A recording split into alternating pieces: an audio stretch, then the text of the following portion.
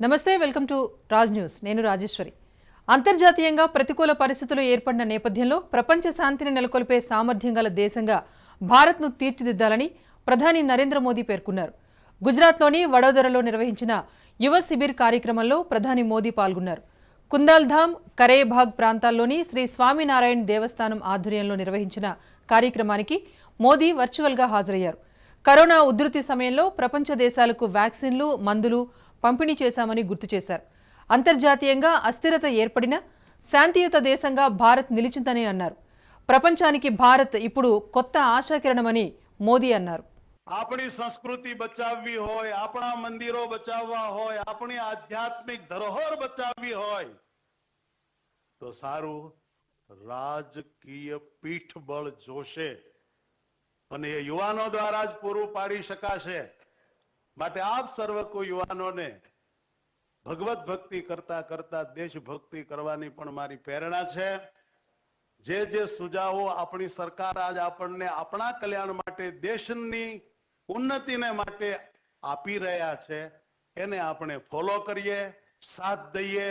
सबका साथ, सबका विकास, सबका विश्वास अपना नरेंद्रभाईना आ બધા સૂત્રો બધે જ અત્યારે સાર્થક થઈ રહ્યા છે. અયોધ્યા હોય, કાશી હોય, મથુરા હોય, જ્ઞાનવાપીની વાત હમણે પાટીલ સાહેબે કરી.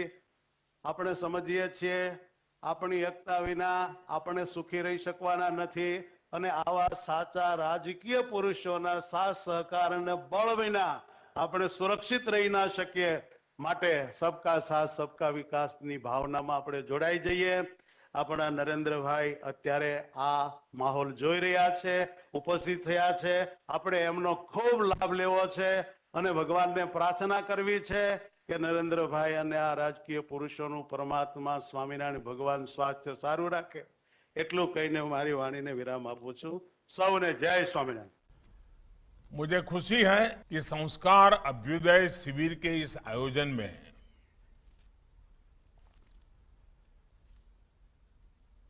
आज मुझे जुड़ने का अवसर मिले. ये अपने आप में संतोष का, खुशी का अवसर है. इस शिविर की जो रूपरेखा है, जो उद्देश्य है और जो प्रभाव है वो आप सभी संतों की उपस्थितियों में और निखर जाएगा. हमारे संतों ने, हमारे शास्त्रों ने हमें सिखाया है कि किसी भी समाज का निर्माण समाज की हर पीढ़ी में निरंतर चरित्र निर्माण से होता है. उसकी सभ्यता, उसकी परंपरा, उसके आचार विचार व्यवहार एक प्रकार से हमारी सांस्कृतिक विरासत की समृद्धि से होता है. और हमारी संस्कृति का सूजन, उसकी अगर कोई पाठशाला है, उसका अगर कोई मूल बीज है तो वो हमारे संस्कार होते हैं. और इसलिए ये संस्कार अभ्युदय शिविर हमारे युवाओं के अभ्युदय के प्रयास के साथ ही हमारे समाज के अभ्युदय का भी एक स्वाभाविक पवित्र अभियान है. ये प्रयास है हमारी पहचान और गौरव के अभ्युदय का. ये प्रयास है हमारे राष्ट्र के अभ्युदय का. मुझे विश्वास है और मेरे युवा साथी जब इस शिविर से जाएंगे तो वो अपने भीतर एक नई ऊर्जा महसूस करेंगे. एक नई स्पष्टता और चेतना का संचार अनुभव करेंगे। मैं आप सभी को इस नव आरंभ के लिए, नव प्रस्थान के लिए, नव संकल्प के लिए बहुत बहुत शुभकामनाएं देता हूं। साथियों, इस साल संस्कार अभ्युदय शिविर का यह आयोजन एक ऐसे समय में हो रहा है जब देश अपनी आजादी का अमृत महोत्सव मना रहा है। आज हम नए भारत के निर्माण के लिए सामूहिक संकल्प ले रहे हैं, सामूहिक प्रयास कर रहे हैं। एक ऐसा नया भारत जिसकी पहचान नई हो, आधुनिक हो, फॉरवर्ड लुकिंग हो और परंपराएं प्राचीन मजबूत नींव से जुड़ी हुई हो। ऐसा नया भारत जो नई सोच और सदियों पुरानी संस्कृति दोनों को एक साथ लेकर आगे बढ़े और पूरी मानव जात को दिशा दे। आप किसी भी क्षेत्र को देखिए, जहां चुनौतियां होती हैं, भारत वहां उम्मीद से भरी संभावनाएं लेकर प्रस्तुत हो रहा है। जहां समस्याएं हैं, भारत वहां समाधान पेश कर रहा है। कोरोना काल के संकट के बीच दुनिया को वैक्सीन और दवाइयां पहुंचाने से लेकर बिखरी हुई सप्लाई चेन्स के बीच आत्मनिर्भर भारत की उम्मीद तक वैश्विक अशांति और संघर्षों के बीच शांति के लिए एक सामर्थ्यवान राष्ट्र की भूमिका तक भारत आज दुनिया की नई उम्मीद है। दुनिया के सामने क्लाइमेट चेंज ऐसे खतरे मंडरा रहे हैं, तो भारत सस्टेनेबल लाइफ के अपने सदियों पुराने अनुभवों से भविष्य के लिए नेतृत्व कर रहा है। हम पूरी मानवता को योग का रास्ता दिखा रहे हैं, आयुर्वेद की ताकत से परिचित करवा रहे हैं। हम सॉफ्टवेयर से लेकर स्पेस तक एक नए भविष्य के लिए तत्पर देश के रूप में उभर रहे हैं। साथियों, आज भारत की सफलता हमारे युवाओं के सामर्थ्य का सबसे बड़ा सबूत है। आज देश में सरकार के कामकाज का तरीका बदला है, समाज की सोच बदली है और सबसे खुशी की बात यह है कि जन भागीदारी बढ़ी है। जो लक्ष्य भारत के लिए असंभव माने जाते थे, अब दुनिया भी देख रही है कि भारत ऐसे क्षेत्रों में कितना बेहतर कर रहा है। स्टार्टअप वर्ल्ड में भारत का बढ़ता हुआ कद भी इसका उदाहरण है।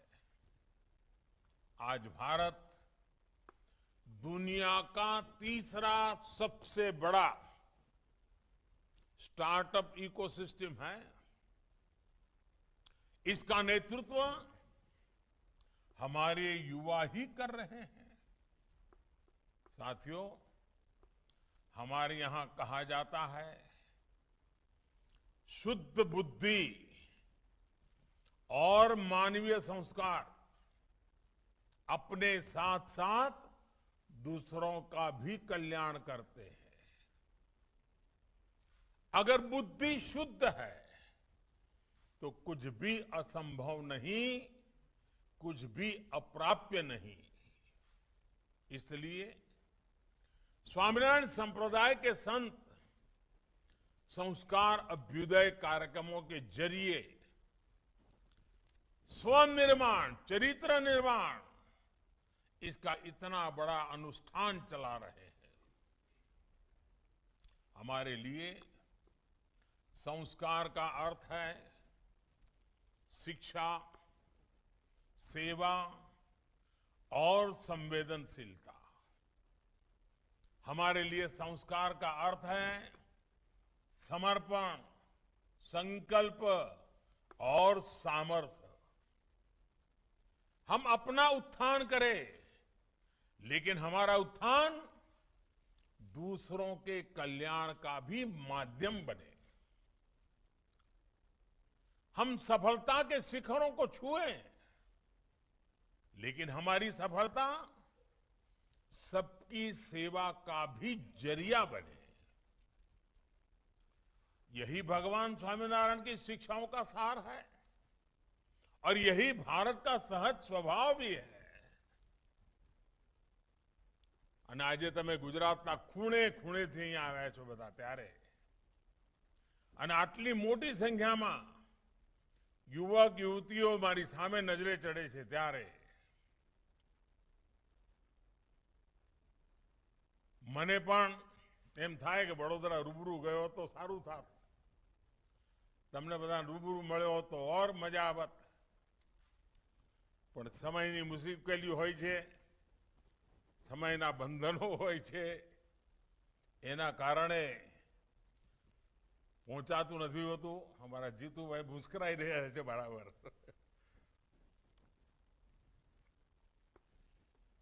બહુ સ્વાભાવિક છે, કારણ કે વડોદરાનો મારો ખાસો બધો સમય વડોદરામાં મને વિતાવવાનો મોકો મળ્યો છે ભૂતકાળમાં। અને મારે માટે તો ગર્વની વાત છે કે વડોદરાએ અને કાશીએ બંને મને એક સાથે એમપી બનાવ્યો। ભારતીય जनता પાર્ટીએ મને એમપી બનવા માટે ટિકિટ આપી, પરંતુ વડોદરાએ અને કાશીએ મને પીએમ બનવા માટે ટિકિટ આપી। એટલે આપ કલ્પના કરી શકો છો કે વડોદરાનો નાતો કેવો રહ્યો છે। જ્યારે વડોદરાની વાત આવે એટલે અનેક બધા દિગ્ગજોની યાદ આવે। અમારા કેશુભાઈ ઠક્કર, અમારા જમનાદાસ, અમારા દત્તાભાઈ કોટી, શરદભાઈ ભોસેકર, કૃષ્ણકાંતભાઈ શાહ, हमारा साथी नलिन भट्ट, मकरनभाई देसाई, बाबूभाई ओझा, हमारा रमेश भाई गुप्ता, अनेक चेहरा हमारी सामे तरवरे छे।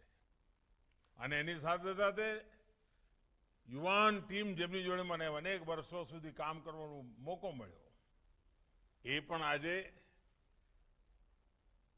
ખૂબ ઉચ્ચ પદો પરથી વડોદરાની અને ગુજરાતની સેવા કરી રહ્યા છે।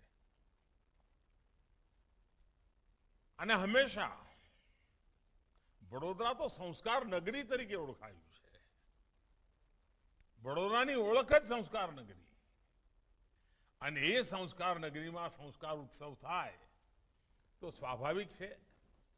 અને તમને બધાને યાદ હશે વડોદરાવાળાને, બહુ વર્ષો પહેલા વડોદરામાં મેં એક ભાષણ કર્યું હતું, શાયદ પબ્લિક સ્પીચ જ હતી, અને એમાં મેં સ્ટેચ્યુ ઓફ યુનિટીનું વર્ણન કર્યું હતું। ત્યારે તો સ્ટેચ્યુ ઓફ યુનિટી હજુ તો કલ્પના જગતની અંદર કામ ચાલતું હતું.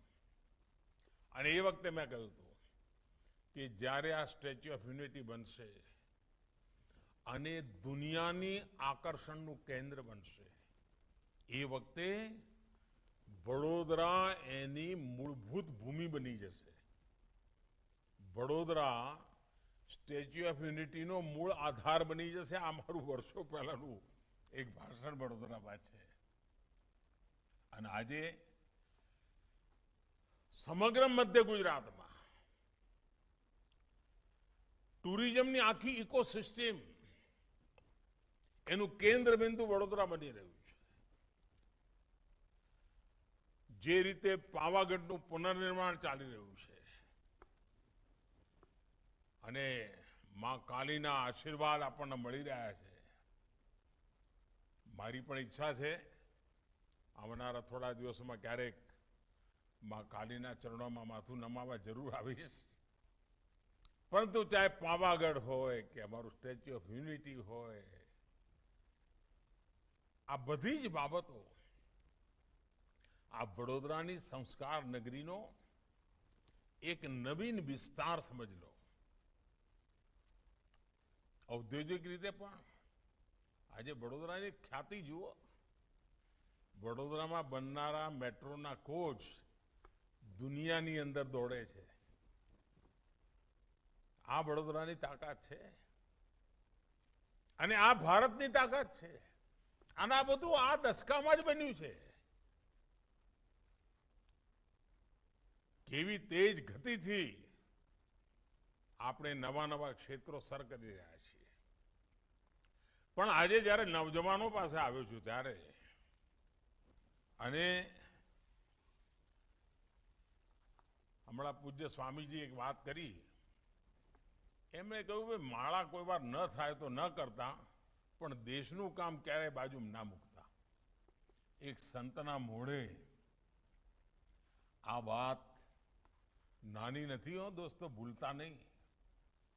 એનો કે માળા છોડવાનું નથી કહ્યું એમણે, પણ મહાત્માએ બતાવ્યું છે કે દેશ માટે કંઈક કરવું એનું મહાત્મય. હવે ઘણીવાર એમ થાય આ આઝાદીનો અમૃત મહોત્સવ છે, આપણા નસીબમાં દેશ માટે મરવાનું કોઈ સૌભાગ્ય જ ન મળ્યું, પણ દેશ માટે જીવવાનું સૌભાગ્ય તો મળ્યું જ છે ભાઈ. દેશ માટે જીવવું પડે, કંઈક ને કંઈ દેશ માટે કરવું જોઈએ. અને દેશ માટે કરવાનું એટલે નાની નાની ચીજોથી થતું હોય છે. માની લો કે હું તમને બધાને એક વિનંતી કરું અને હું ઈચ્છું કે આપણા સંતો મારી આ વાતને બરાબર દર અઠવાડિયે પૂછપરછ કરે, સતત એમને યાદ કરાવે. અને અમારા કુંડલ ધામના જેટલા હરિભક્તો હોય, હિન્દુસ્તાનમાં હોય, ગુજરાતમાં હોય, દુનિયામાં હોય, કમસે કમ ગુજરાતમાં અને હિન્દુસ્તાનમાં એક કામ કરી શકીએ કે આ આઝાદીના અમૃત મહોત્સવ દરમિયાન 2023-15 ઓગસ્ટ સુધી, વધારે હું નથી કહેતો, 2023-15 ઓગસ્ટ સુધી આ સંસ્કાર અભ્યુદય શિબિરમાં જે આવ્યા છે એ અને એમના મિત્રો અને એમના પરિવારજનો નક્કી કરીએ કે આ એક વર્ષ આપણે રોકડથી કોઈ વહીવટ જ નહીં કરીએ, ખરીદી પણ નહીં કરીએ, વેચાણ પણ નહીં કરીએ, ડિજિટલ કરીશું. ડિજિટલ કરન્સીનો જ ઉપયોગ કરીશું, મોબાઈલ ફોનથી જ પેમેન્ટ કરીશું, મોબાઈલ ફોનથી જ પૈસા લઈશું. આપ વિચાર કરો કે તમે કેવડી મોટી ક્રાંતિ લાવી શકશો. જ્યારે તમે શાકભાજી વાળા પાસે પણ લેવા જશો કે ભાઈ હું તો ડિજિટલ પેમેન્ટ આપીશ, તો શાકભાજી વાળો બી શીખશે કે ભાઈ આ ડિજિટલ કેવી રીતે પૈસા લેવાય છે. એ બી બેંકમાં ખાતું ખોલાવશે, એના બી પૈસા સારા કામ માટે વાપરવાના શરૂ થશે. એક નાનકડો તમારો પ્રયાસ કેટલાય લોકોની જિંદગીમાં મૂળભૂત પરિવર્તન લાવી શકશે. કરશો દોસ્તો? જરા હાથ ઉપર કરો તો મને દેખાય અહીંયા. એમને જરા આમ તાકાતથી બધા હતા, જય સ્વામિનારાયણ ધીમું ધીમું ચાલતું હશે. હા, હવે બીજું કામ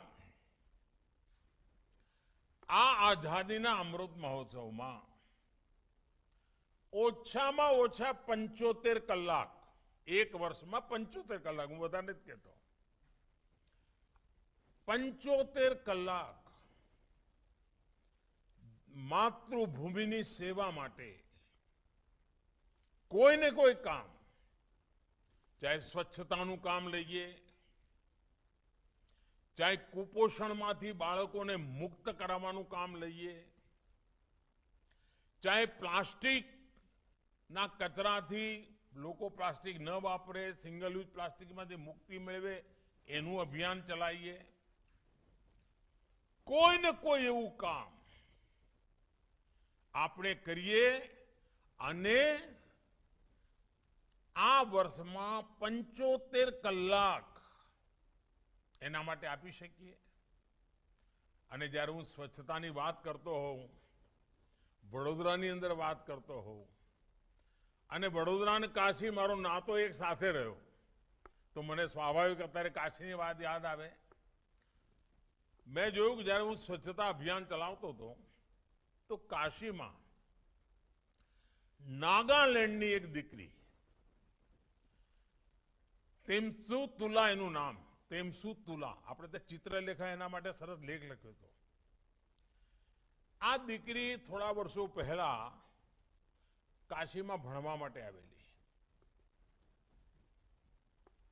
અને કાશીમાં એને રહેવાનું બધું આમ મજા આવવા માંડી. એ ઘણો સમય કાશીમાં રહી, નાગાલેન્ડથી આવી હતી.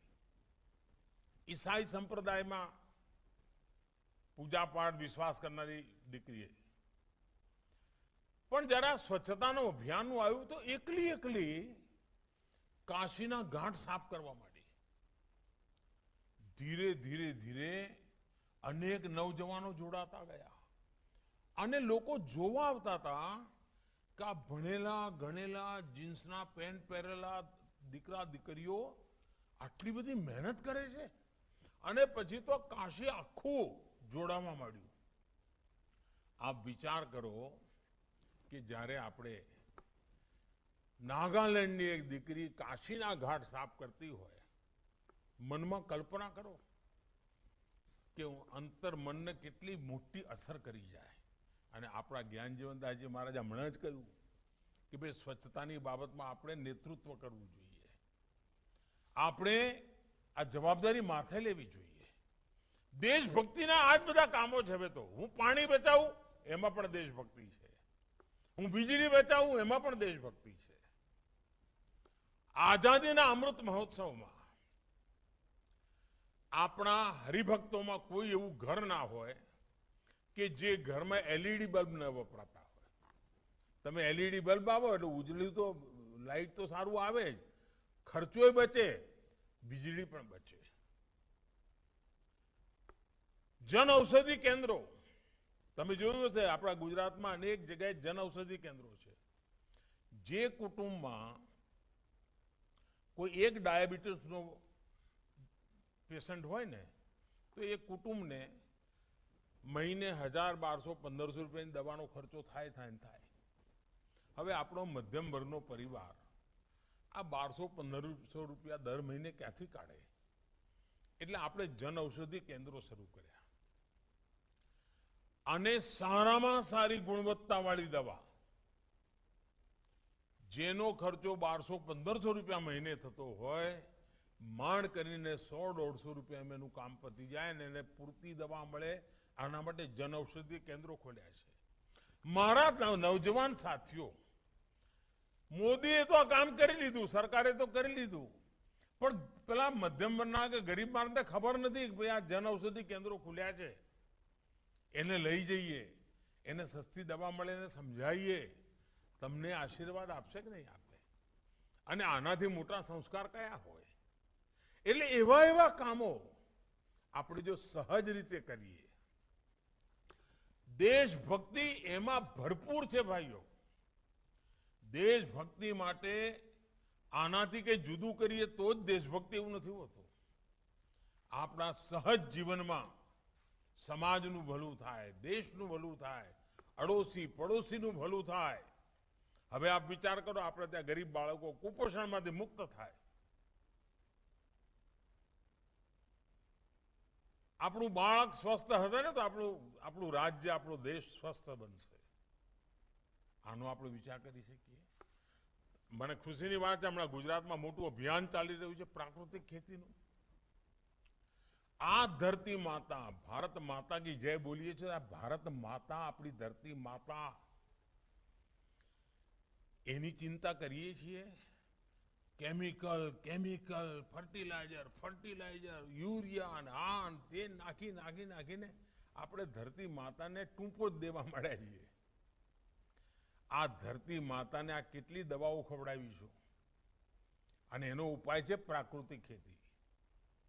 ગુજરાતમાં પ્રાકૃતિક ખેતીનું અભિયાન ચાલ્યું છે, ગાય આધારિત ખેતીનું અભિયાન ચાલ્યું છે. તમે બધા નવજવાનો એવા છો કે જેમનું કુટુંબ ખેતી સાથે જોડાયેલું છે, ગામડા સાથે જોડાયેલા કુટુંબના તમારામાંથી મોટા ભાગના લોકો છો. આપણે સંકલ્પ કરીએ કે આપણે હરિભક્ત છીએ, સ્વામિનારાયણ ભગવાનની સેવામાં છીએ, તો કમસે કમ આપણું કુટુંબ આપણા ખેતરમાં કોઈ કેમિકલ નહીં વાપરીએ, પ્રાકૃતિક ખેતી જ કરીશું. આ પણ દેશની ધરતી માતાની સેવા, એ તો ભારત માતાની સેવા. સાથીઓ, મારી અપેક્ષા આ છે કે સંસ્કાર આપણા જીવન વ્યવહાર સાથે જોડાયેલા હોવા જોઈએ. માત્ર વાણી અને વચન પૂરતા સંસ્કાર પૂરતા નથી. સંસ્કાર સંકલ્પ બનવા જોઈએ. સંસ્કાર સિદ્ધિ માટેનું માધ્યમ બનવા જોઈએ. મને વિશ્વાસ છે કે આજની આ શિબિરમાંથી અનેક આવા ઉત્તમ વિચારો લઈને તમે બધા જશો. જ્યાં જશો ત્યાં આઝાદીના અમૃત મહોત્સવમાં આ ભારત માતાની, આ કરોડો દેશવાસીઓની સેવાનો સંકલ્પ લઈને જશો. આપની વચ્ચે મને આવવાનો મોકો મળ્યો, વાતચીત કરવાનો મોકો મળ્યો. આપ સૌને અનેક શુભકામનાઓ. પૂજ્ય સંતોને મારા પ્રણામ. જય સ્વામિનારાયણ.